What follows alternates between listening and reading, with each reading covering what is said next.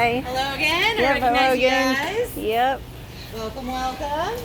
All right. Hello, everybody.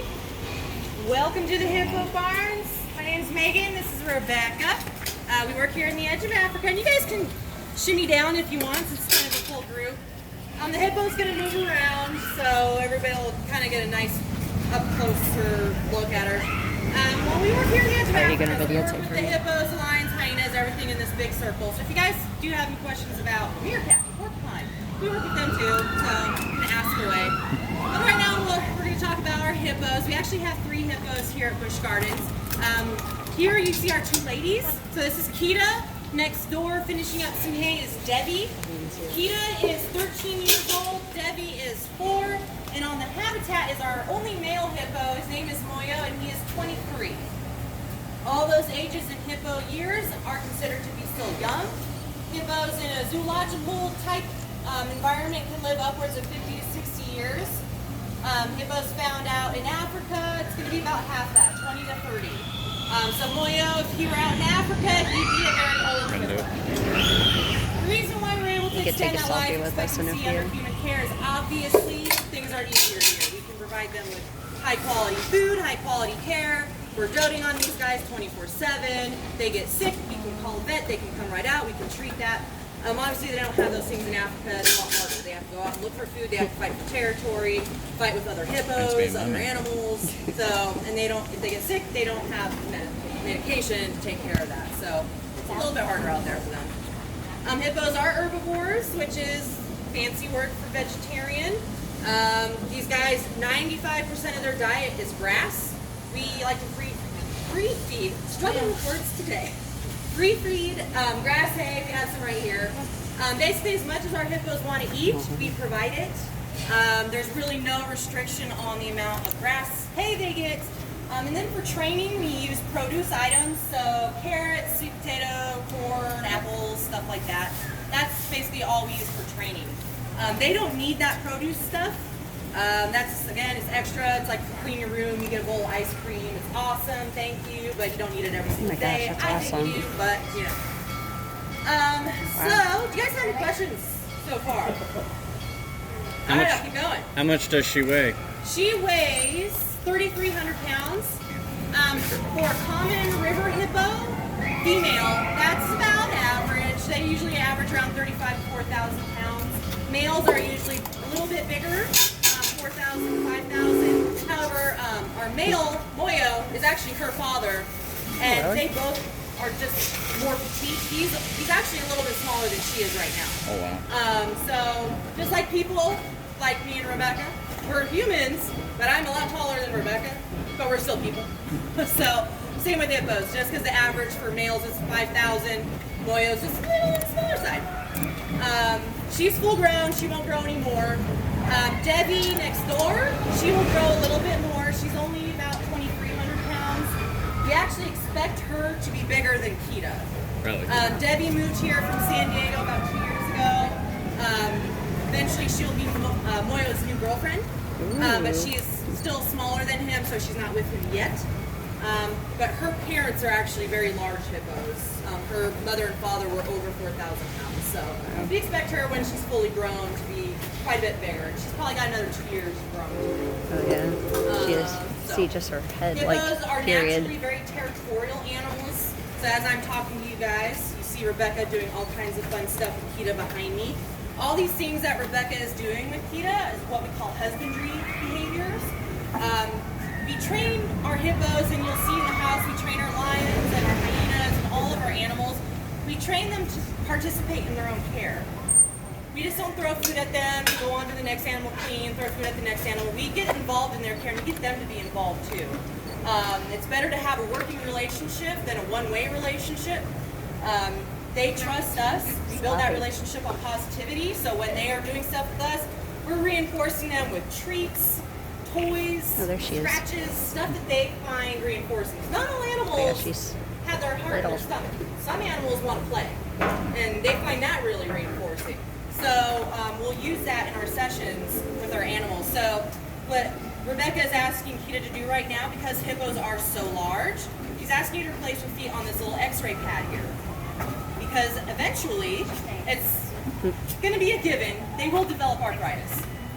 They are very large, heavy animals. They have these little teeny legs. They're going to develop arthritis when they're probably around 40 to 50 years old. So she's still a spring chicken. She's only 13. We got a long time to go. But we can go ahead and preemptively take x-rays of her feet, and we can track any kind of progression with arthritis. Like, oh, did she get arthritis early? Why is that? So the x-ray pad's a good example. This big black rectangle over here between the two patios, that's a scale. So we can get weights of our hippos. They're trained to open their mouths, so we can obviously feed them treats, that's but we can also Mario's. do dental work with our adult hippos. When Kita opens her mouth again, pay close attention to her canine teeth. You'll notice they're a little uneven, and that's because we actually trim those teeth down. As adults, those canines actually keep growing, and they can get actually very, very sharp. If you actually look on Kita's sides, you'll notice some old scars. Those are called rake marks. Hippos do that to each other. It's very natural behavior. They're very mouthy animals. That's how they explore the world. Kind of like a toddler. Everything's in the mouth. Hippos, that's how they feel their world, is with their mouth. But they have very sharp razor teeth in their mouth. Obviously, somebody's going to get a little scratch here and there. So we trim those tusks down so she doesn't actually cut up Debbie, her neighbor, her roommate. So they are separated right now, but they will share a barn quite often. We gave them a little space. Oh, she's sometimes you want away from your little sister. It's okay. That is a voluntary behavior. We train Kita and Moyo to partake in. Trimming of the tusk. It doesn't hurt. It feels like you're getting a floss. That tusk can actually grow to about 1.5 feet in length. Wow. And it's basically just a solid tooth. The nerve actually stops before the gum line. She's like, I could do it too. Like a little vibration. See her tongue. So, any questions now?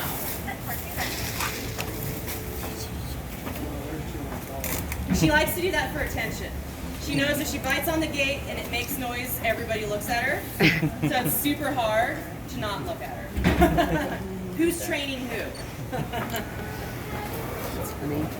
How do they hold their breath? How long? About 20 minutes. If they're kind of playing around in the water. If they're just up on land, they breathe like us. Just kind of in and out. But when they're hanging out in the water, they'll take their deep breath. That's awesome. And they hold it for about 20 to 30 minutes. Yeah, it's a long time. Yeah. Actually, when hippos are in the water, they cannot swim. I almost forgot about that. They're too big. You kind of think about it and you look at them real close, you're like, wow, they're really not conducive for aquatic life. They hang out in the water, but it's shallow water. 12 to 15 feet deep is as deep as they like. Wow. Anything deeper than 15 feet, they get pretty uncomfortable because they have to be able to push up off the bottom to take that breath of air. So they just kind of bounce along the bottom, and when they need a breath, they just push up, come to the surface, take a breath, and sink. Do they really have any sort of natural predator in the wild? Sorry? Do they have any sort of natural predator in the wild? Do they have any natural predators? As an adult hippo, no. As an adult hippo, no lion or hyena or leopard with a good head on his shoulders is going to mess with these guys. They're very territorial. They are actually the most dangerous animal in all of Africa. But a young hippo, an old sickly hippo, it's kind of fair game. But again, they're very protective of their territory and each other. So even with those, especially young hippos, mama hippos, very, very protective.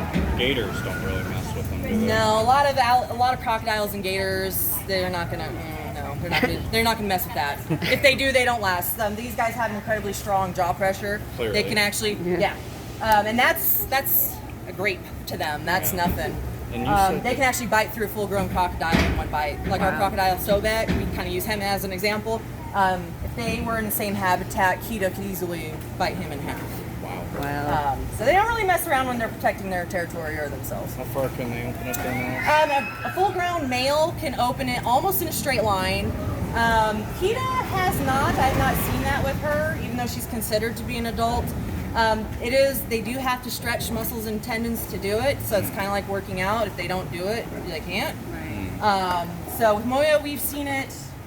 Sometimes they will do a display like, this is my space. Kita, not really. We don't see that with her. Maybe one day. When you try to feed her, it can be a little frustrating because she opens her mouth like this.